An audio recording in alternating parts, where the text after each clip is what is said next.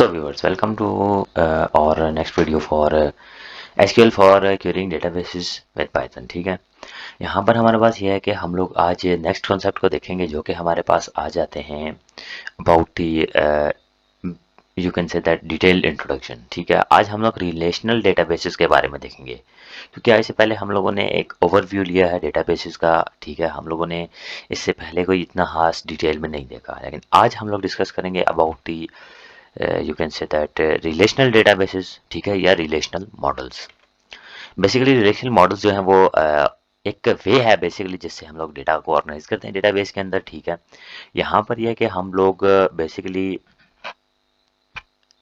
ये एक मतलब ये समझ लें आपके पास एक ऐसा मेथड है कि जिसके थ्रू डेटा जो है वो टेबल्स की फॉर्म में जो है वो डिस्प्ले किया जाता है। ठीक है, जिसमें कि टेबल्स का भी अपने एक दूसरे के साथ रिलेशनशिप हो सकता है और टेबल के डेटा का भी हो सकता है। ठीक है, अब हो सकता है कि दो टेबल्स आपस में रिलेटेड हों और हो सकता है दो जो हमारे पास हैं डेटा रोज वो आपस में रिलेटेड हों। ठीक है, फॉर एग्जांपल हमारे पास एक स्टूडेंट टेबल है जिसमें स्टूडेंट आईडी, नेम, ठीक है, एज, डिपार्टमेंट एक्सेट्रा हो सकता है। ठीक है, अब यहाँ पर यह है कि यहाँ पर जो ईच रो है, ईच रो हमारे पास जो होगी वो जो अब याद रखना जब हम लोग इसको मैप करेंगे, ठीक है, रिलेशनल मॉडल्स को, तो ये थोड़ा डिफरेंट प्रोसेस होगा। तो यहाँ पर हम लोग आगे चल के देख लेते हैं। अब हमारे पास एंटिटी मॉडल रिलेशनशिप।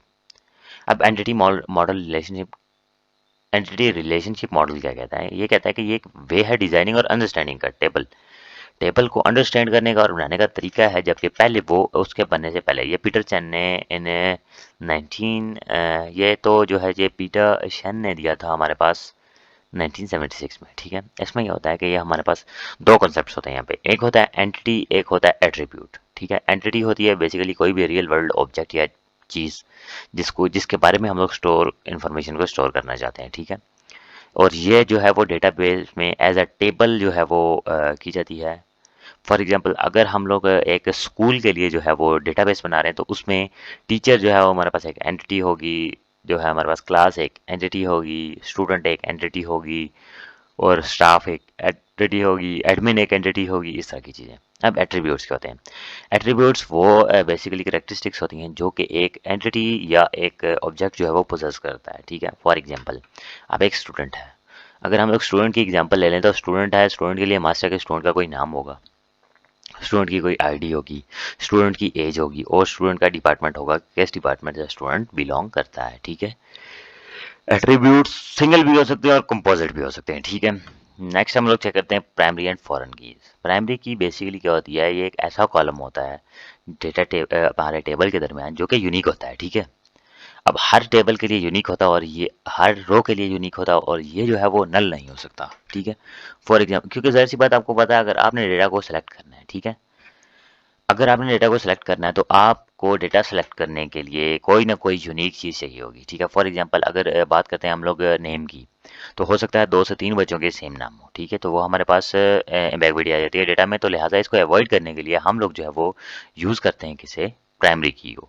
अब प्राइमरी की हम लोग रख देंगे स्टूडेंट आईडी जो कि डिफरेंट होंगी और हर एक लाइन के लिए अलग होगी। ठीक है, नेक्स्ट आ जाती है फॉरेन की। फॉरेन की क्या होता है? ये ऐसा कॉलम होता है जो कि एक टेबल कि प्राइमरी की होता है जो कि अनदर टेबल में उस टेबल का रिप्रेजेंटेटिव होता है। फॉर एग्जांपल यहाँ पर हमारे पास एक था स्टूडेंट टेबल और एक था डिपार्टमेंट का टेबल। ठीक है, अब जो डिपार्टमेंट आईडी है, डिपार्टमेंट आईडी, क्योंकि जाहिर सी बात है हर एक जो है वो स्टूडेंट के टेबल में उसका डिपार्टमेंट भी होगा कि कौन सा डिपार्टमेंट में वो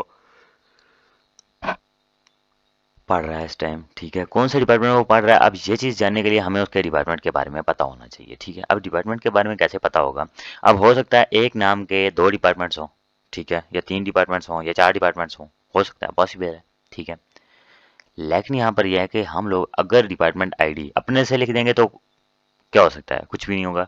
अपने से हम लोग लिखते हैं department ID equal to this, लेकिन अगर हम लोग एक एट्रीब्यूट जो है वो फॉरेन की लगा देंगे, साथ में फॉरेन की लगा देंगे, तो उसका ये होगा कि जो अब जो डिपार्टमेंट आईडी वाला टेबल होगा और स्टूडेंट वाला टेबल होगा ये आपस में लिंक हो चुके हैं, ये आपस में रिलेट हो चुके हैं।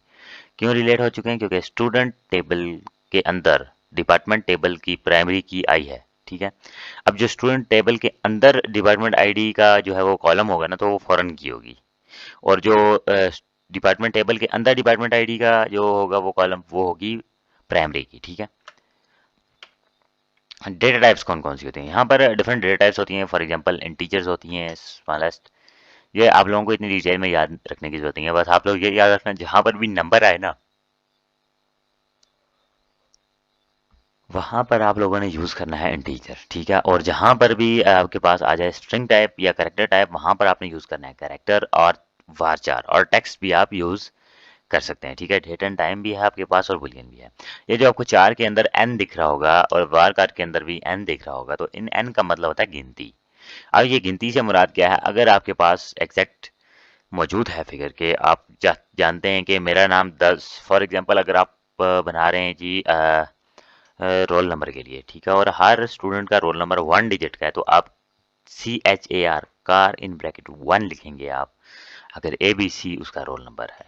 ठीक है, करेक्टर की फॉर्म में कर लेते हैं कि या रुक जाएं, हम लोग कह लेते हैं जी A1 A2 A3 A4 इस तरह के, तो आप 2 लिखेंगे ताकि ये आइडेंटिफाई हो सके। ठीक है, डेट एंड टाइम आपको पता है कि डेट एंड टाइम आप लोग यूज़ करते हैं, डेट तो ईयर मंथ एंड डे होती है और टाइम और मिनट एंड सेकेंड्स होते हैं। बुलियन ट्रू या फॉल्स होती हैं।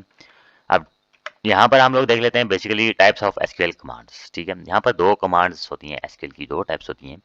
एक होती है डेटा डेफिनेशन लैंग्वेज और एक होती है data manipulation language. Data definition language क्या कहती है, डेटा डेफिनेशन लैंग्वेज कहती है हमें कि ये बेसिकली यूज़ की जाती है मैनिपुलेटिंग टेबल्स को जो है ना वो मैनिपुलेट करने के लिए इसको यूज़ किया जाता है। इसे क्रूड रिलेशनशिप भी कहा जाता है। क्यों, क्योंकि इसमें था क्रिएट, ठीक है, और उसके बाद होता है create, alter, truncate and drop. Basically क्या होता है मैं आपको अभी ये चीज़ बता देता हूँ। क्रिएट बेसिकली क्रिएट ये टेबल की फॉर्म है, तो क्रिएट टेबल की कमांड होगी। अल्टर जो है वो अगर बात की जाए अल्टर की कमांड की, तो ये जो है वो बेसिकली जो टेबल है उसको चेंज करने की बात हो रही है यहाँ पे। ठीक है, अगर टेबल का नाम चेंज करना चाहते हैं, टेबल का कोई एट्रीब्यूट चेंज करना चाहते हैं, कुछ भी करना चाहते हैं, तो आप ऐसे करें। ट्रंकेट जो है वो बेसिकली बात की जा रही है कि टेबल एज इट इज रहे और आप उसके अंदर का कोई डेटा उड़ा दें। ठीक है, टेबल ऐसे ही रहे और आप उसका डेटा उड़ा दें। ठीक है, ड्रॉप जो है वो आपका मतलब आप पूरा का पूरा टेबल ही उड़ा दें। ठीक है, तो अभी यहाँ पर नेक्स्ट आ जाता है हमारे पास सेकंड टाइप जो है वो इसकी आ जाती है डेटा मैनिपुलेशन लैंग्वेज।